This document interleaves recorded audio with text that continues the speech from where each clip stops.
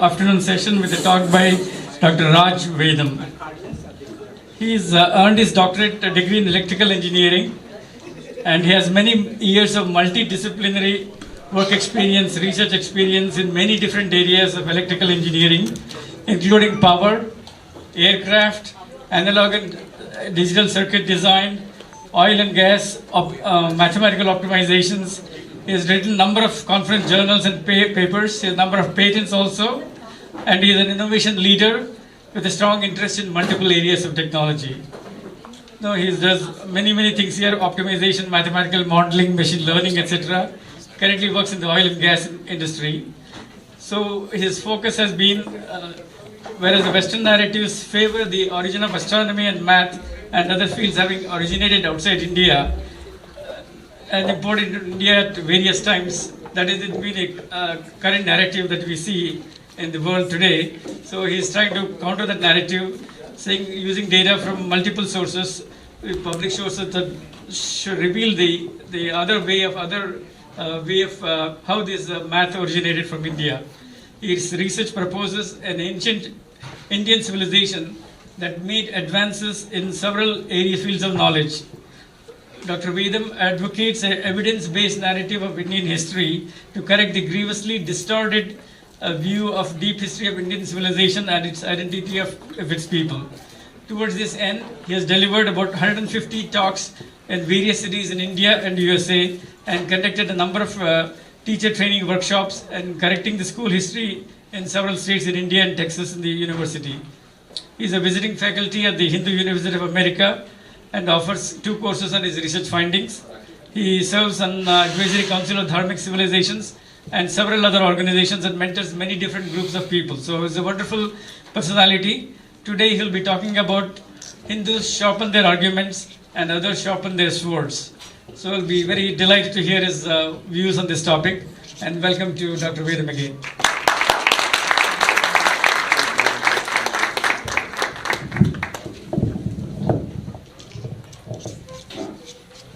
Om Shri Gurubhyo Namaha. So my pranams to many researchers and teachers who laid a very strong foundation for the works that we do. So we belong to a civilization that pays respects to our teachers, and so we start with that. And I have been influenced by all these teachers, these are gurus that you see at the top, and the teachers. Some of them you might recognize, some of them our names are not familiar: P.V. Kane, Vartak, Dharampal, Dasgupta, Munshi, Kota Venkatachalam, and here obviously you must know everybody, including our speaker today, Dr. Conrad Elst and others. So my pranams to them and hundreds of other teachers who are not named over here. So before I even start, I'd like to have a small detour. And the detour is necessary because there are so many problems in today's narratives on Indian history. You have all kinds of bombs exploding around us, things like caste discrimination, Hindutva, fascist government, Brahmin patriarchy, and all of these things coming at us even before we can blink. Another bomb has exploded somewhere over there. So we need to make sense out of all of these things. And I trace it all back to the identity of Indians. Who defined your identity? The Swamini today started talking about the identity that we need to have through knowledge systems. And I'd like to talk more about that. Our identity has been defined for us through an unsatisfactory historiography of India. And in my talks, I show the frameworks that have been imposed on Indian historiography. I show that several forces have historically controlled the writing of Indian history. They are the colonial forces, Eurocentric forces, the missionaries, the socialist academic bias, and the Marxists. So these 5 frameworks have hijacked the history of India, imposed their ideologies, and led to a subversion of identity in the present. So today, if you cannot recognize yourself, your ancestors, your practices in their narratives, you should know it's because all these forces have hijacked that narrative. So this is what they say you are, and we're going to see, well, what exactly is this? Why did they even do that? We call them etic frameworks. Etic is another word, fancy word for outsider lens. Somebody's outside the tradition is taking a look, and you see all these forces are put over there and their motivations. These are very cartoonish, simplified narrations, but these hold true at a very fundamental core level. The colonialists, wanting to uphold the biblical chronology, show Hindus as primitive, backward, stagnant, superstitious, discriminatory. They came with that bias. Eurocentric, same thing to show superiority of the white Europeans. The missionaries, all of this, including to promote Christianity, show class conflicts in Hinduism, victimhoods, and things like that. Socialist academia, again showing Hindus as primitive, backward, history from below, the so-called subaltern, oppressor-oppressed dynamics, conflict dynamics, softening Islam's blow. The Marxists also having similar kind of ideologies. And today we've got deracinated networks, frameworks like Dravidianism in addition, which comes about again wanting to show Hindus as primitive, backward, stagnant, promoting Christianity, as well as showing class conflicts and claiming victimhood and things of this nature. And we have even more frameworks today that have come across the scene. The Islamo-leftism that is over there today with a whole lot of wokeism and things of that nature that also uses the same ideas from the past. Hindus as primitive, backward, stagnant, superstitious, discriminatory, and having to have the subaltern, oppressor, oppressed, victimhood, class conflicts. You see, all these frameworks have common goals, and those common goals are to erase dharmic religious systems because they don't fit into the framework which they want to impose over there because of these ideologies that they have at their core identity. So this is what we're seeing. Although they make strange bedfellows, the Islamic people, the Christian people, and so on, but their ideologies are similar. It is to destroy Hinduism. Whether it's a Marxist, socialist, whether they're atheists or whether they're religious, dogma, their whole ideology is the past is primitive. We need to jettison the past so that we can have a classless society in the future. The so-called utopian fantasy of classless society. That's what all of these things people believe. Marxists believe in violent revolution to overthrow the old order. Nehruvian socialists believe that within constitutional means we can change, we can throttle Hinduism, kill it, and we can have this classless society, but otherwise they're all the same, absolutely the same. So we see evidence for that. Remember, I come from an analytical framework, so everything I say has got some evidence. So I'm going to present to you several evidences over here. Corruptions over the last 300 years, the colonial missionaries, Eurocentric people, hegemony through the Portuguese, Dutch, French, British, hand in hand with Christian imperialism, 1500s to present, people like Robert Calville, Abbe Dubio, as well as Geo Pope and others. They came with the idea that Hinduism is a post-flood. Which flood? Noah's flood. 2005 BC, God destroyed the world and Noah's progeny are the ones who populated the world. So they came with those ideas. They brought the idea that Hinduism is caste-ridden and they are all oppressors. Basically, they are oppressor people, oppressing people. They brought the idea that Dravidians are an oppressed people, the victims. They are the victims over here. They also came with the idea that Brahminical Aryans are evil. When they failed to convert Brahmins to Christianity, the next best thing was to erase them. Erasure was done by demonizing them. The demonizing was Brahmins are evil. So that kind of a notion came to the picture. And you see on the other side, the Eurocentrism with linguistics, anthropology, and caste as mechanisms came through people like Max Muller, Herbert Risley, William Jones, and others. Sandra Kotos, identifying him as Chandragupta Maurya, that ensured the distortion of Indian chronology. The Purana chronology puts the Mauryas to 1500 BC to 1200 BC, but thanks to their machinations, it was pulled down to 300 BCE. Then you see Sanskrit as positioned as a daughter of a Proto-Indo-European language which originated somewhere in Central Asia and came to India. And also the idea that Aryans came to India 1500 BC, Harappa is an isolated civilization, Dravidians could be descendants of that there are two language families in India. And the notion that Aryans are a race in India, Arya has always been India has always been honorific, a noble person, a gentleman. That is an Arya. For example, Dushasana is an Anarya because of his role in disrobing Draupadi in front of everybody, right? So he's an Anarya. So in India, Arya, Anarya were used honorific, but they made it into race, caste system, and so on. This is what we see. They all have convergent ideologies and led to Aryan invasion. You might think that's all thing of the past. We don't care. We live in enlightened times today and all those things. That's not true. Those old frameworks continue to be used today by left-leaning socialist academia, which uses the received wisdom of the colonialists in echoing all of these things. And they also add outsider sociology. Sociology and frameworks that are appropriate for the European experience. For example, slavery is an experience of the West. And things of that nature, they have imported those sociological frameworks directly, imposed it on India, and pretending that's appropriate for India. That's what we see today. archaeology subverted to try to further these goals. For example, ceramic changes the attempt to read it for Aryan invasion. And today, genetics is a big thing. People like David Rice trying to align it with linguistics chronology. So we see circular dependencies, everything impacting who we are as Hindus. That's completely subverted under the guise of all of these analytical frameworks. But I'll try to show something otherwise over here. Today, we have got even more actors. This is just a sampling. For example, this you cannot figure out what's going on over here. Islamo-leftism and wokeism is absolutely there with center figures like Soros and others who are assisting a whole lot of people. Some of you might recognize the present-day actor Thenmozhi Soundarajan of Equality Labs and others. And here you see Audrey Trushke and others. So all of these things have got some leaning towards a Pakistan army, towards the Muslim Brotherhood, Islamic Society of North America, and so on. So the lefts have made a pact with the Islamists. That's what you see today. That's what is going on. And you see extremism is hiding behind a cloak of victimhood, squashing any kind of dissent. If you were to come out there with logic and facts, they'll say, here's a Hindu fundamentalist speaking. So they can discredit you by pigeonholing you into a place they want you to be. So that's what's happening over here. And you see they create an illusion of mass unrest. How do they do that?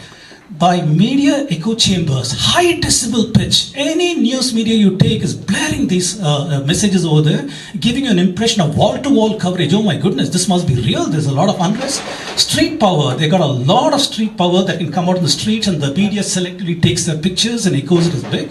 And pressure on government to make laws convenient to the lobbies. This is what we see. And Snakes in the Ganga is a good book that has come out recently. I encourage you to read this.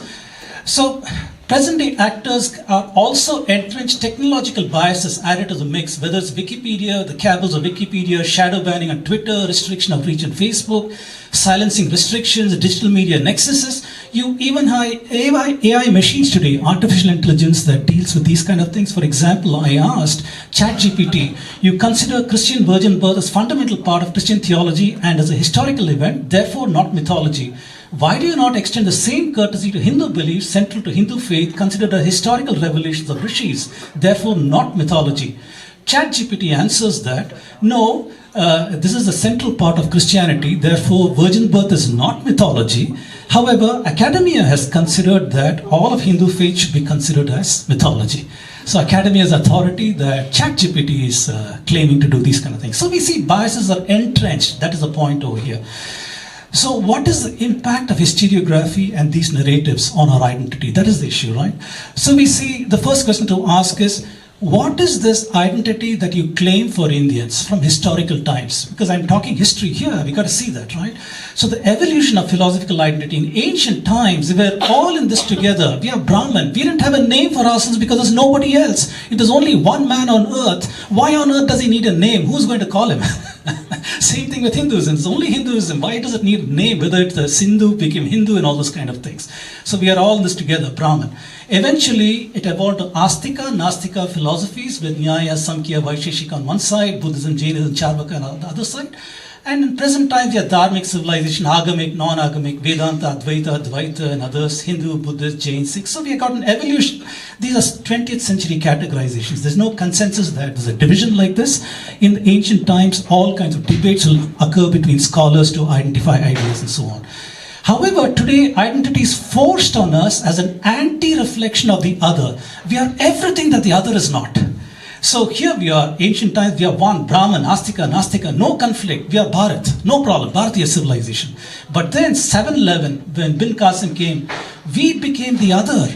We became the kafir, we became the mushrik. They became the people who are Arab, Turkic, one book, one God, one way. That is who they were. And eventually from the colonialist time, 1498, Vasco da Gama onwards, we became the other once again. We became the pagan, casteist, idolater, Aryan, Dravidian, polytheist. And they too came with one God, one way. So we, in a sense, are everything that they are not and everything they couldn't fit into. So that's how we see these kind of things. Today we have fractured identities. You might think that since 1947 we are a nice, evolved country and so on and so forth. But we see power brokers. We find the government which claims we are secular, equidistant from everybody, secular government. We find vested interest Islamists and the missionaries over here, the Marxist academia. So these power brokers, they create spurious identities, tensions and distractions through creation of unequal laws, creation of disincentives to be in Hindu, creation of bigoted laws, institutionalizing distortions and divisions. So this has the effect of them claiming we are all of these things: Brahmin patriarchy, SC/ST, Brahmin privilege, Aryan, Brahmin, forward caste, backward caste, Dravidian, Dalit. So all of these things are their constructions of who we are to serve their purposes. And today we are seeing, unfortunately, this destruction is continuing unabated. We are seeing the government on one side, it discriminates by passing unequal laws, things like Hindu temples are controlled, the Right to Education Act impacting Hindus more than the others, and so on and so forth. They create unequal laws, appeasing the minorities, infringes on the rights of the Hindus. Religious groups, they claim that they are persecuted, they claim victimhood, but they do proselytization, change the demographics. Academics, media and others, they claim adhikara, appropriation of the Sanskrit texts and so on. They distort it and they impinge on identity. All these groups are funded by Western identity narratives and evangelical pressures, things like United States Commission for Religious Freedom, including bodies in Europe and church bodies and so on and so forth, including Islamic countries and so on. So enormous pressures imposed through these three groups, and this is what we are left with. So we see today our ecosystems attacked, whether we have temples, universities, schools, spaces, sacred spaces, everything's under attack. Our cultural practices are attacked. The marks that you wear as a Hindu, that is under attack. Whether you have a festival, a Deepavali or a Holi or whatever, oh my God, you're using up all the oxygen over there, using up all the water over there. Why do you pour milk or Abhishek or so many starving children? All of these things are being attacked over there. Your foods are attacked. The minute you say that I eat rasam rice and so on and so forth, they say Brahmin, hierarchy, patriarchy and things of that nature, and they organize a beef festival in Osmania and things of that nature. Your identity is attacked, you're perverted, it is perverted, distorted and shamed, our history is erased. So this is what we are seeing today. And the attacks have become global today.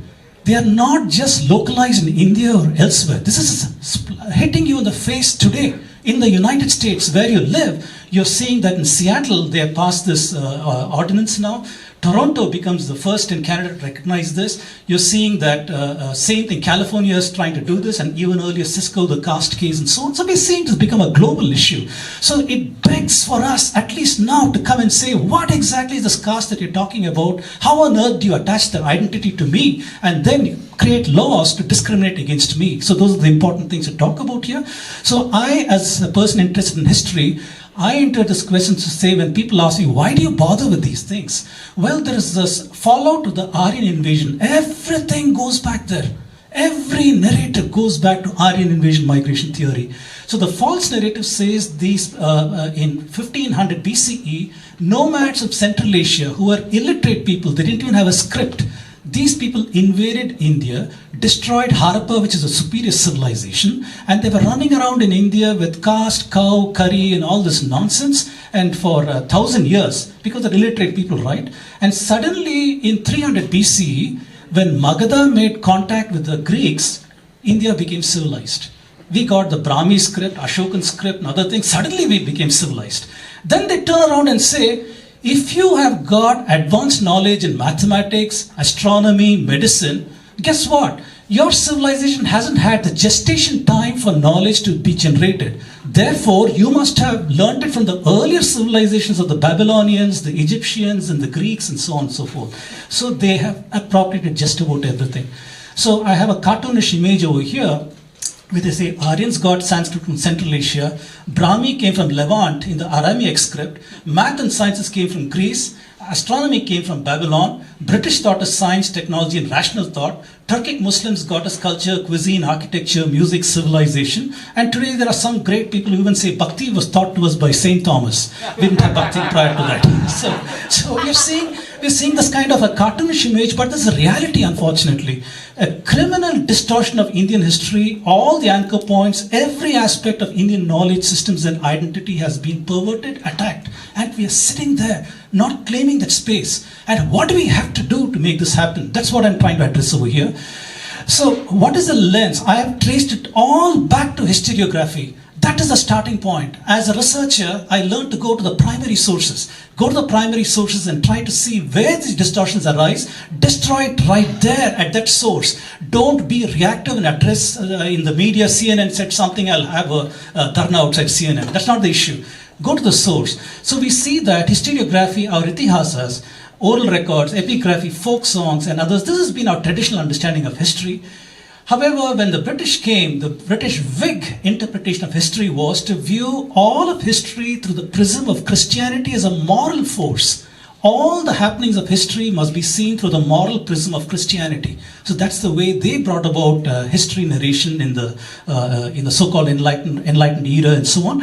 And today you have presentism. Presentism is an aspect where you judge all of history through the value systems of the present. So today some wokeism comes along with some mob dictated values saying that gender is a spectrum. It's not a binary but a spectrum. And they will take these values and map it back into the past and say they were so discriminatory because of that. So the propensity to view the past through present is what that is.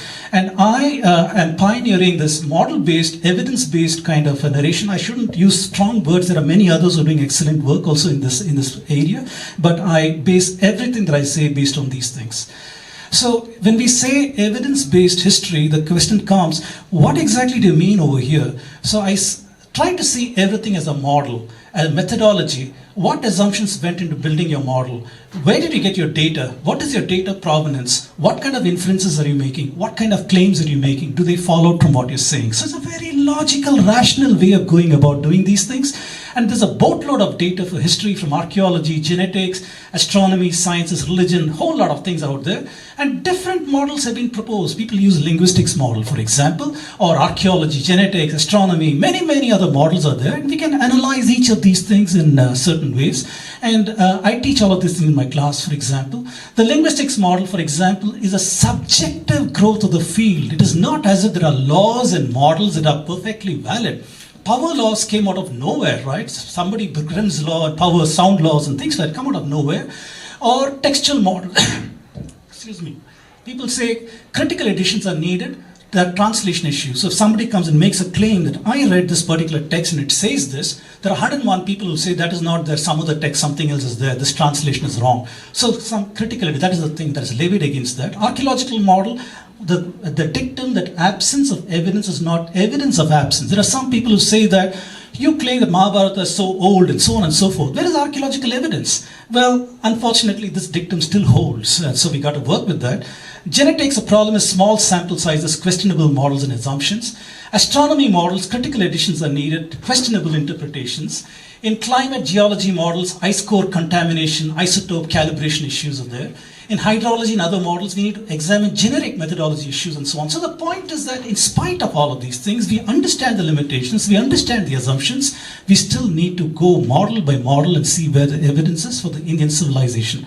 Towards that, I got a great many number of talks. Please search for my name, Raj Vedam, on YouTube. You'll find that. I use a model-based analysis of evidence from these areas: textual evidence, archaeology, genetics, climatology, astronomy, geology, hydrology, and we try to see where we can get this. So I made some claims about the colonial people, right? Where is the evidence for that?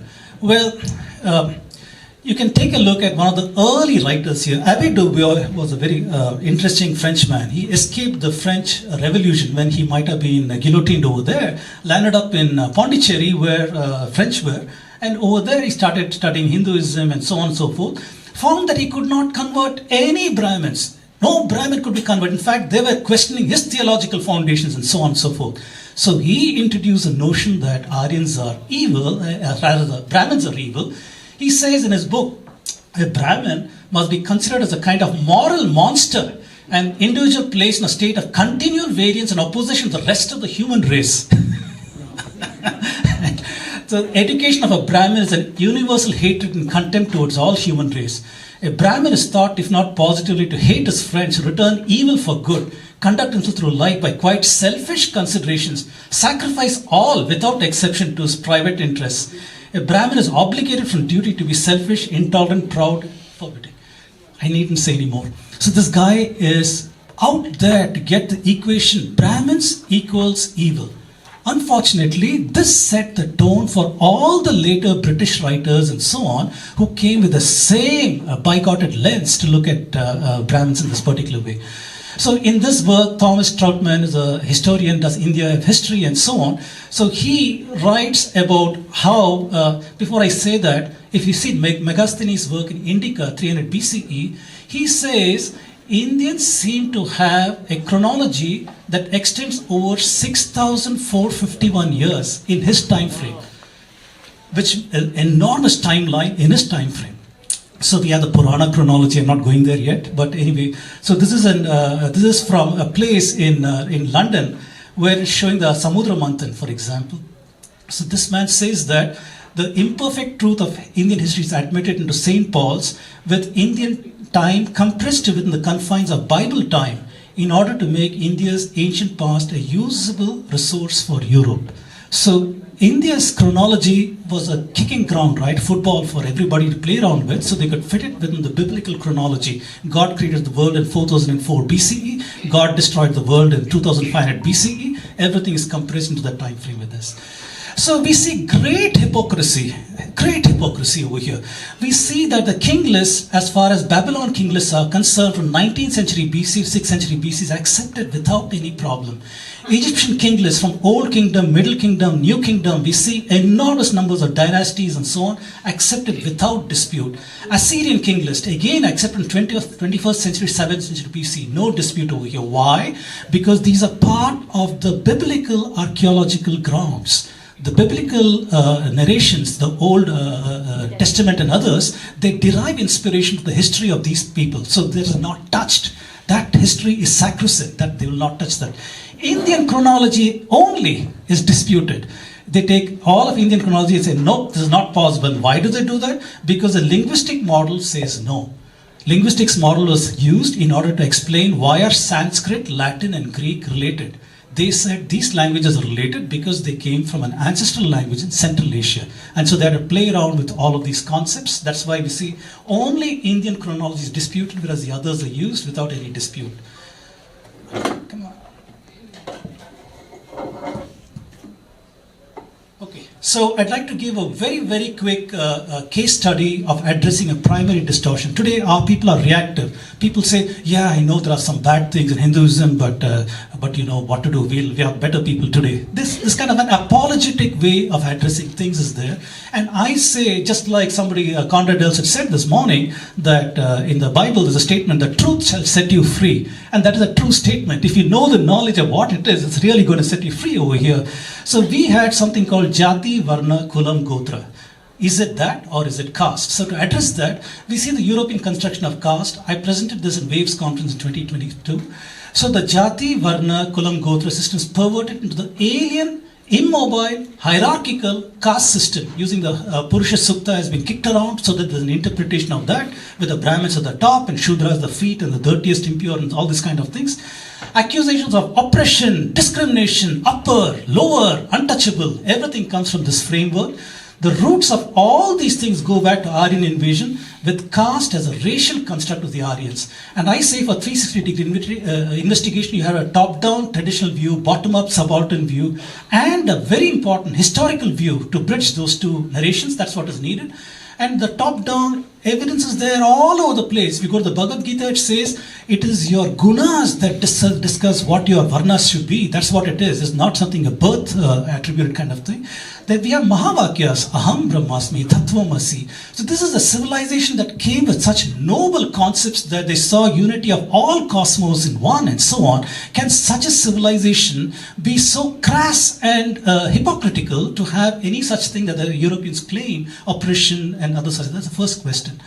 So the bottom up is essentially a conflict model. So that it amplifies the voices from below and projects them as reality for all time. So it uses the colonial received wisdom of immobile hierarchical caste. It refuses to acknowledge the mobility that people had or the philosophical base of Hinduism. In practice, what we see is British ethnocide created poverty, caste, destruction of livelihoods, institutionalized distortions, and so on.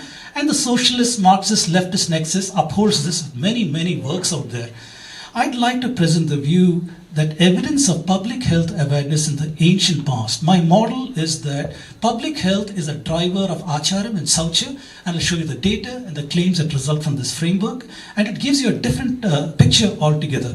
All of us here know about Yoga Vashishta. Most of you know, right? Yoga Vashishta. So in Yoga Vashishta, you see the stories of young Rama. Young Rama has been instructed in moral instruction by Vashishta, Vishwamitra, and so on. This part of it comes from there. Story of Karkati. Karkati is a monster who consumes humans with insatiable appetite, right? So she goes to Brahma and says, I want a boon. And what is a boon? She wants to become like a needle-like entity, needle-head-like entity, which can be seen by reflected light. And she says, I want to enter humans through the nostrils and eyes and consume them from inside. And she only attacks those who dwell in unclean places, who do not follow the Dharma Shastras, who are intemperate or gluttonous, eat at various times, and so on and so forth. So what we're seeing over here is an ancient encoding of a prudent diet, hygiene, and good mental, physical health as a moral that's hidden over here. Clearly, we are seeing that rishis have discussed deep knowledge of processes that cause ill health, spelled out even the likelihood of transmission mechanisms, how transmission is also done. They know microscopic entities are doing this. Forget about Leeuwenhoek. Leeuwenhoek is a guy in 1600s in Europe, got the microscope and saw in water, he saw certain organisms. Our rishis have already talked about this in the very, very ancient past. I'm not even going to say how old Yoga Vashishta is. That is not relevant to our story. It's ancient, leave it at that. And so we are seeing that the story is encoding hygiene using metaphors, and it also has got memories of diseases. India is a tropical country. Forever it must have dealt with malaria, cholera, typhoid, and all these things. Every time monsoons come, India would have experienced epidemics. Would our rishis have been kept quiet just praying and in dhyana? No, they have solved the problems of humanity. They have seen that these processes are causing problems and told society how to live. And these ideas are encoded over here. The importance of Dharma Shastras and other such things, why you should live this way and so on. And where is the evidence for that? Even the British have left behind evidence. I'm not going to read all these things, but this is an ancient work, not ancient, colonial times. I think this is in 1700 sometime. We don't have the date over there. But anyway, this man over here is talking about how a particular tribe of Brahmins were practicing, they divide themselves into small groups of 2, 3, or 4, plan the travel circuits to be in the places of destination some weeks before the return of the annual return of the disease, where they do inoculations.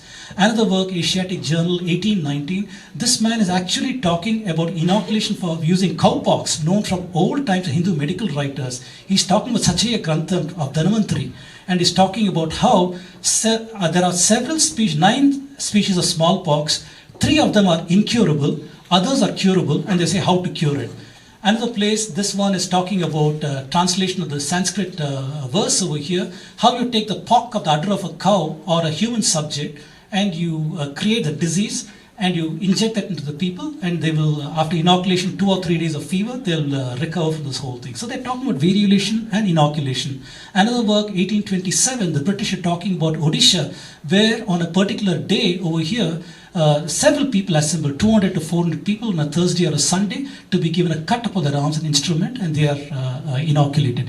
Evidence is there all over the place that Indians are practicing inoculation much before Edward Jenner was doing it over there. We also have evidence that the British banned Indian inoculation in 1865. So today, if you don't see these things happening in Indian towns and villages and so on, it is because since 1865, Indians have stopped doing this. If you don't see Kshatriyas carrying arms today, it's because the British disarmed them. You should understand why things don't relate back to old societies, because of these reasons. So our observations, British records indicate Brahmins conducting inoculations. This does not fit conflict model.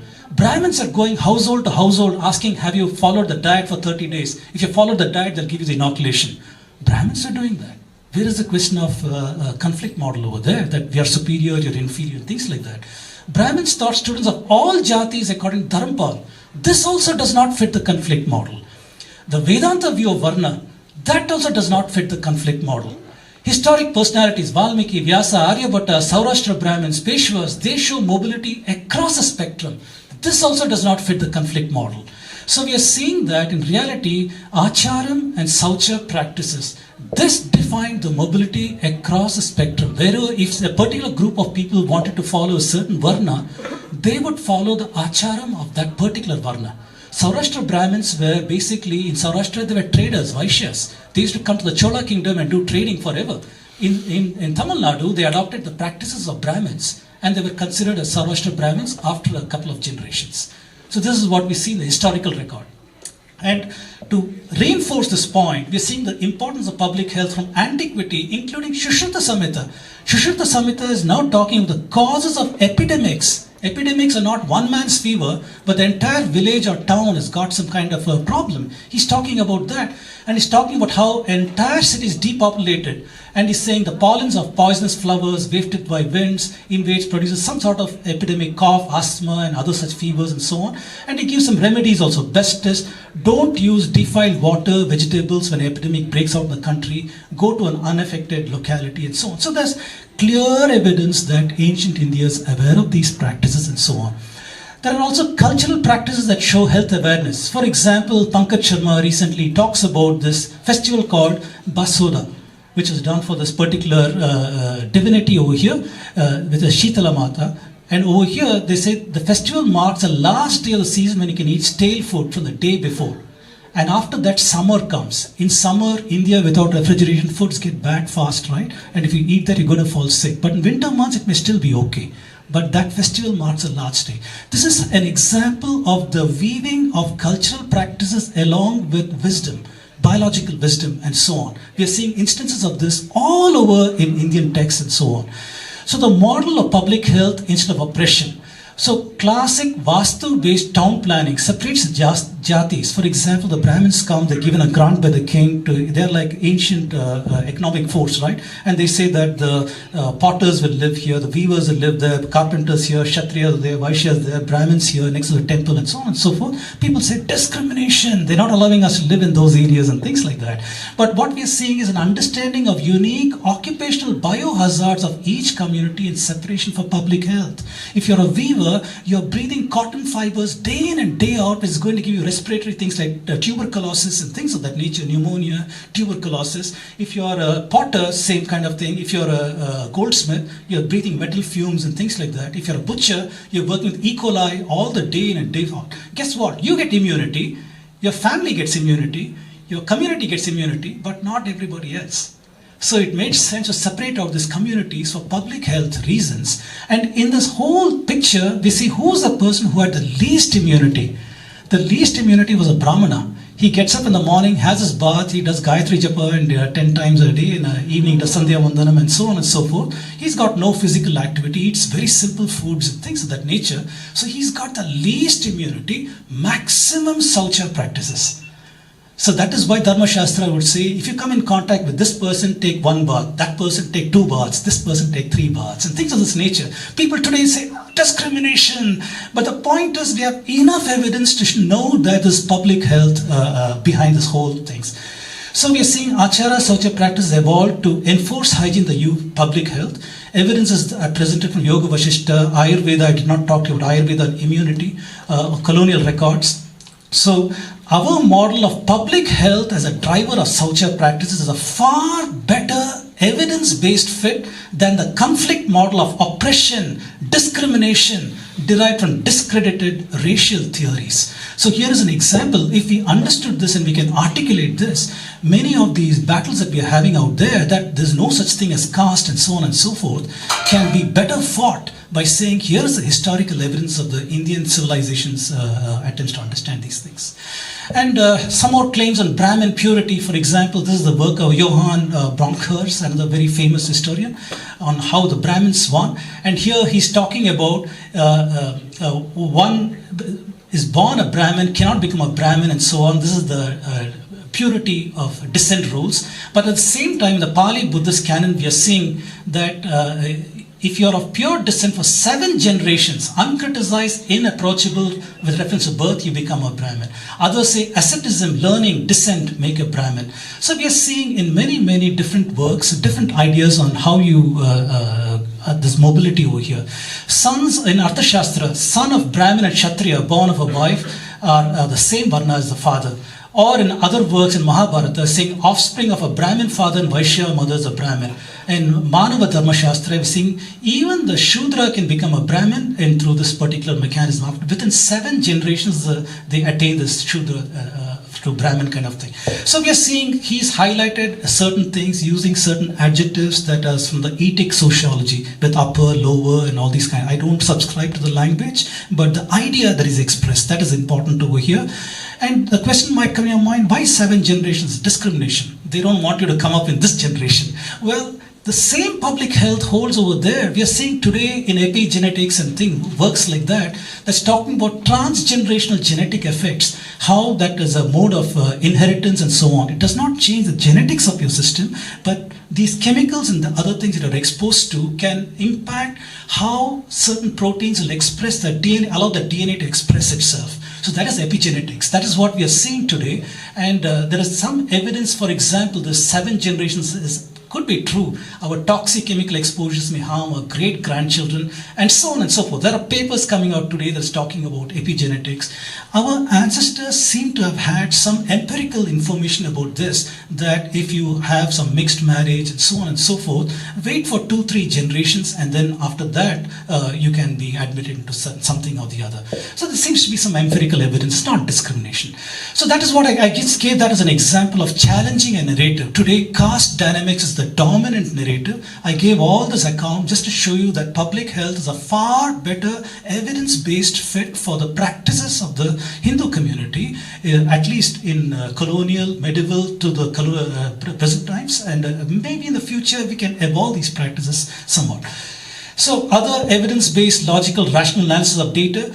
Everybody is aware that this is a civilization that places great value on knowledge systems. We got epistemology that talks about various schools, Nyaya, Yoga, Vaisheshika, Samkhya, Purva Mimamsa, Vedanta, and so on. Profound thoughts, profound ways of looking at knowledge.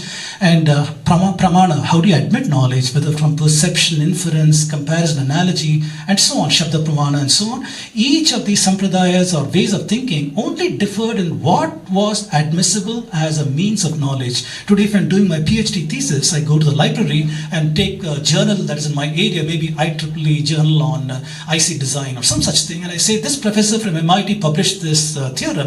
On the basis of that, I'm going to now write my theorem. So I'm hanging on the coattails of that professor who's an authority, saying that therefore my work is also relevant. Well, in ancient India, not only Shabda Pramana, you had a whole lot of other ways of looking at what is a valid means for getting into knowledge and so on. And the goal of life, if you look at the goal of life, in India, it has always been to dispel the avidya about our existence. Who am I? What am I? I need to remove that attachment to the world of objects, emotions, and thoughts that give rise to asmita and dvesha and raga and other such things, and try to see what is my true nature, that I'm Brahman. So towards that, we dispel avidya to gain knowledge of ours, and we do that through the pramanas, depending on the sampradaya we are born into, and we do all of these things, maybe in one lifetime, maybe multiple lifetimes, and so on. So we are seekers. We question everything. Everything needs to be questioned. That's what we are. We have no blasphemy. You can question anything. Nobody's going to kill you of blasphemy and things like that.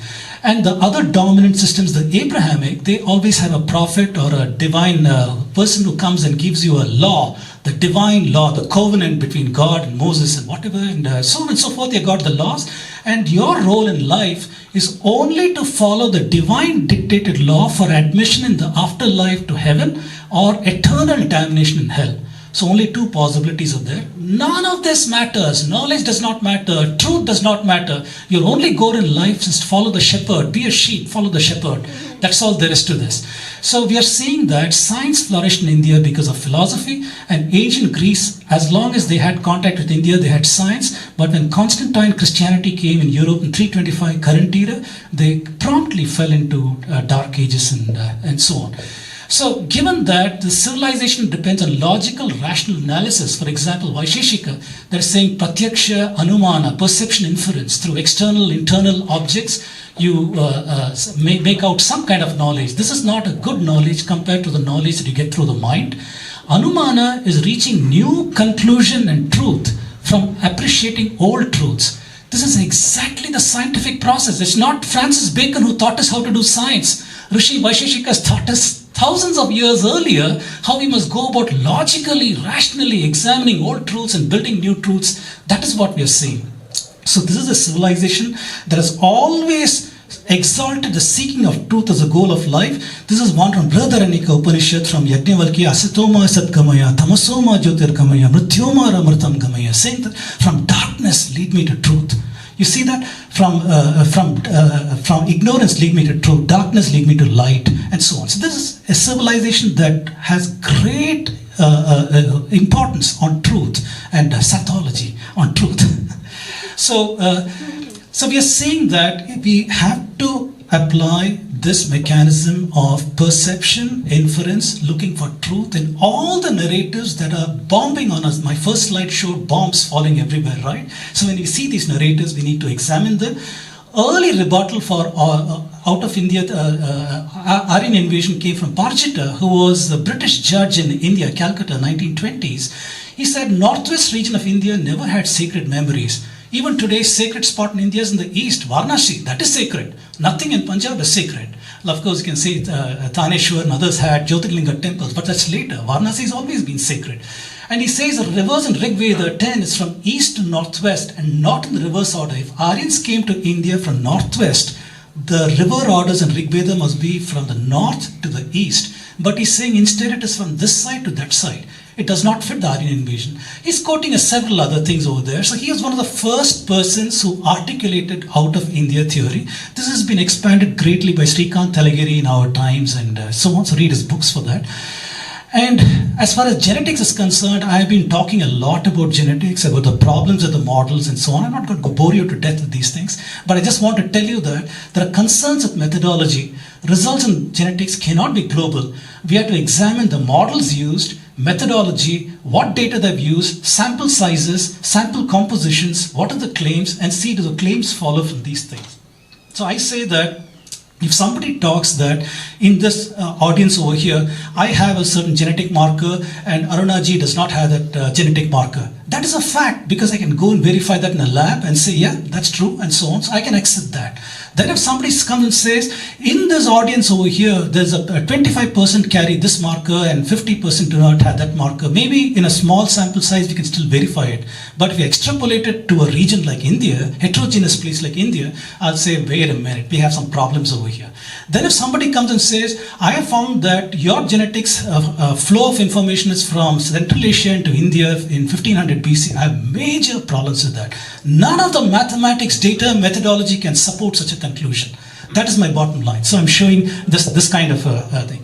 Similarly, with the growth of mathematics, I have a rebuttal to show there's enormous growth in enumeration, architecture, commerce, modeling, advanced modeling in various aspects of mathematics in India. Then as far as antiquity is concerned, I just gave them one story. Everybody knows the story from Vishnu Purana of Dhruva, right? Dhruva, where Vishnu says, Dhruva, I'll give you a place in above the 3 worlds, and by the way, all the rishis, everybody will go pradakshina around you. And not only that, he's also saying your embittered mother, Sumati, she was ignored by his father because his father took a younger bride and ignored these people. So Sumati will be a star that close by to you. This is there in the Vishnu Purana. Today we have people saying Vishnu Purana was composed in 300 current era. Unfortunately, if they knew a little bit of astronomy, they'll see the nonsense of that, because in 300 current era, we did not have a pole star. We did not have a pole star. So if you want to see in our time today, 2022, when I made this map, this is our Dhruva today, where we are slightly off the Polaris. There is no companion nearby. So was Vishnu lying? Was Vishnu lying? He said, your mother's going to be close by. Where is his mother? Nowhere here. But if you go back in time to 2800 BCE, we see there's a star called Thuban that is at the pole star location, and it has got a companion. So when Vishnu Purana was written, this is the only time frame when that could have been true. 2800 BC. I'm only going to give you this as evidence from astronomy that talks to you about the antiquity of the Indian works in contrast to what people are saying. And I think my host has already said I'm out of time. I'm not going to talk to you about how from Western philosophies, from pre-modernism, modernism, postmodernism, today you have critical race theory. I'm not going to talk to you about all of these things. And I also had a section on how we reclaim the Hindu identity at the individual level, institutional level, at the role of Hindu industrialists, as well as the role of the government officials. My conclusion, Indian deep history is a term that I use in contrast to the colonized words prehistory, proto-history, history, and these are all colonized words. Deep history refers to an ancient period of time, combining a lot of ideas, is utterly wrong what we teach in our schools. 5 agencies have enforced their ideologies and frameworks. I've listed them over here. There is strong evidence to uphold antiquity of the Indian civilization. We have a well-developed epistemology showing great antiquity. Roots of knowledge systems shows all the sources in India, not from outside. We have no option but to have evidence-based, logical, rational analysis. This should be upheld. Whenever we see the woke people coming and saying that if you don't agree with me or the mob, you'll be cancelled because only our values are relevant. Well, we need to go and show the illogical, irrational claims. We need to discredit it continuously. It doesn't matter if we are cancelled. Continue discrediting them, saying that, and more people who say that you're wrong, hopefully that will catch on in people's thinking. So we need Hindu organizations to invest in knowledge, scholarship, and outreach to educate the masses. We have a lot of scholars today who are generating enormous amounts of work, but we are all siloed. We are not organized. So even here, the Hindu organizations invited me as well as others sitting in the audience and other places. So please work towards being umbrella organizations that can take this knowledge and propagate it to the masses. Thank you very much for your attention. Thank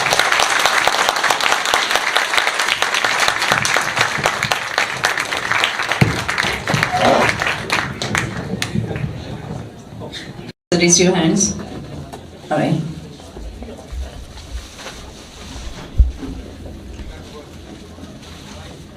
This question is for Dr. Vedam.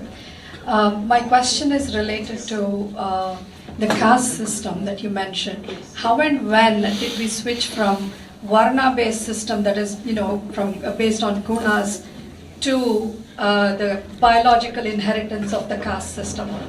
Just the timeline and history a little bit on that. When did we convert and how did we convert?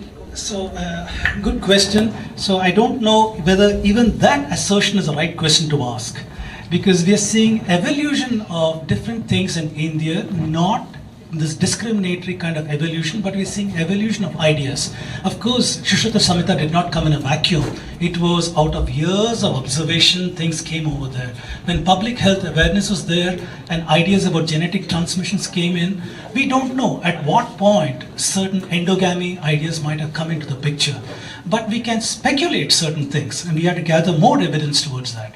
One is that whenever society was interrupted, a disturbance to the society, people would find comfort and social security within their jati, varna, kulam, gotra. This kind, any one of these things would have been your social security. People will fall back over there. For example, when the British came with ethnocide and caused impoverishment of India over 200 years, that is a time when people became so poor across the varna system, across the jati system, they found comfort in their own kind.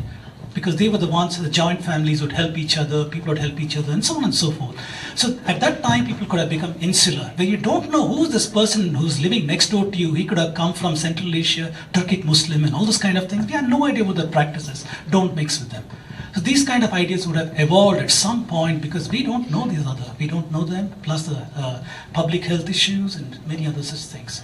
There is some literature out there. For example, I don't endorse this, by the way, let me preface it with that.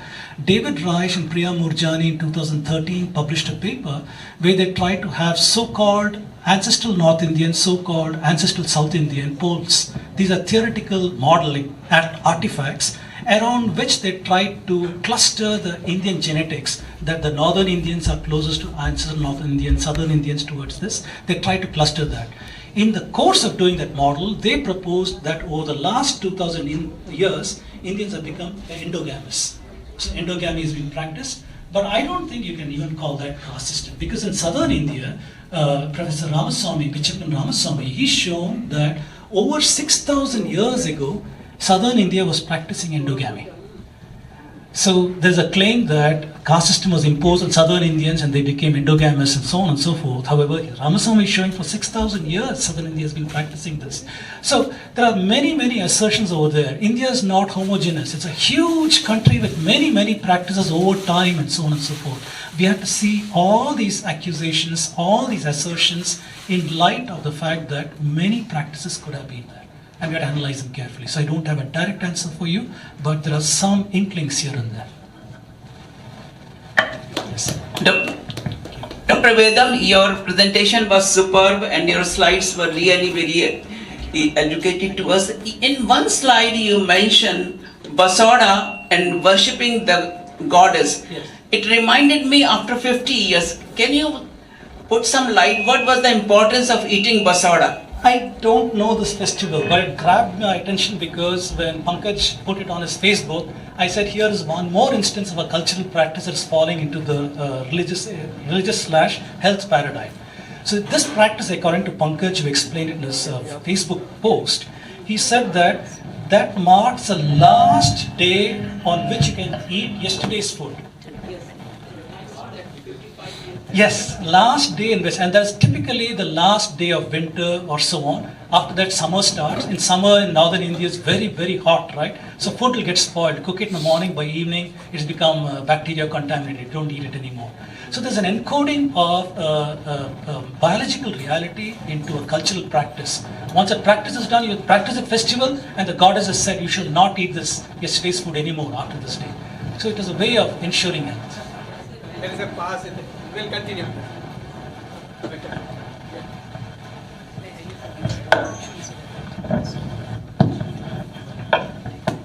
Switch off the. Can you hear me? This is awesome. Hari Om, can you hear me? Okay, we're going to take a minute. Shastras are reference posts given to Indians at various periods of times so that you can evolve in a certain way with health in mind, with good thoughts in mind towards niyamas, yamas, and so on and so forth. So you go towards a higher and higher spiritual goal. That is the reason why we have Dharma Shastras. Mano Dharma Shastras were not the only one. We have got Bodhayana Dharma Shastras, Manava Dharma Shastras. So many Dharma Shastras over there. Different periods of time, different ones have evolved over there. Manu himself says that with different ages, different kind of laws must be in place. So point is, in a huge country like India, there is heterogeneous, many different people, many different practices. Do we have ideas of universality of a certain set of laws for all over the place, for all of the people? The answer, I think, should be no. I think the answer should be no, that there have been people who adopted various things according to the sampradayas and so on. So the British, this is what William Jones encountered, that Manu Dharma Shastras are the ones that had to be upheld as a law, because he was called upon to adjudicate between cases in India, in British India, and so he used the Hindu law, and to him Hindu laws and Dharma Shastra, and Manu Dharma Shastras and so on. So he used that, they upheld that as the only Dharma Shastra out there and so on. See, even today's critical editions, I don't know how much of justice they've done to Manu's laws itself, but again, the question should be seen the broader framework of how many Dharma Shastras were there, what was the intent of these Dharma Shastras, were they blasphemy kind of laws, thou shalt obey, if you don't obey, then eternal damnation. No such thing. These are reference points on your journey, in your spiritual journey, that if you follow these things, then you are going towards a better place, this kind of thing. So we have to see the question itself in that framework. I hope that Thank you, sir. We'll start the introduction for the next speaker.